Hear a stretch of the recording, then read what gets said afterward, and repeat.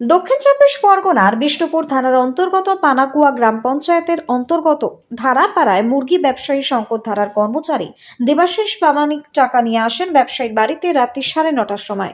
ঠিক ব্যবসায়ীর বাড়ির কাছে থাকা কলাবাগান থেকে 4 জন দুষ্কৃতী এসে ওই সময় প্রথমে গুলি চালায়, এরপর গালিগালাজ করে এবং মারধর করে টাকা লুট করে পালিয়ে যাওয়ার সময় চিৎকার চেঁচামেচিতে ছুটে আসেন স্থানীয় মানুষজন। আর তার মধ্যে ছিল গোবিন্দ পাজা নামে ব্যক্তি।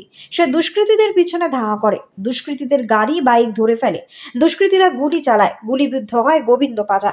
স্থানীয় মানুষজন তাকে উদ্ধার করে হসপিটালে নিয়ে গেলে চিকিৎসকেরা তাকে মৃত বলেই ঘোষণা করেন।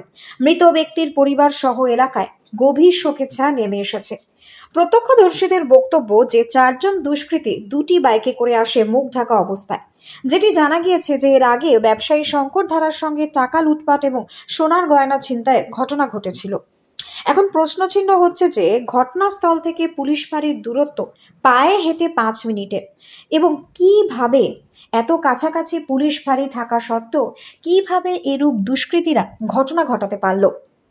ব্যবসা তো আমার আমাদের তো খুব অসুবিধা হচ্ছে, ব্যবসা ভয় ব্যবসা করছি, ঠিকমতো তো রাতে চলা অসম্ভব হয়ে যাচ্ছে, মনের মধ্যে সবসময় ভয় কোন মুহূর্তে গিয়ে না। এটা তো অনেকবার থানায় আমাদের ক্যাম্পে কমপ্লেন করা আছে যে যেন ঠিকঠাক করা যেন ডিউটি করে, কিন্তু ওদের ঠিকই নেই, পরিষেবাটা ঠিক নেই। পরিষেবা ঠিক থাকলে তাহলে এরকম দুবার হতো না। ছেলে কলা বাগান থেকে ছুটে এসে ওরা প্রথমে বলে ওকে দাঁড় করিয়েছে, ওকে মারধর করে, ব্যাগটা দিতে টানা হাইনা করছিল, ও দিতে চায়নি, তখন ও ফায়ার করে, ব্যাগটা নিয়ে পালিয়ে যায়। ওরা কারা পালিয়ে যায়? দুষ্কৃতীরা।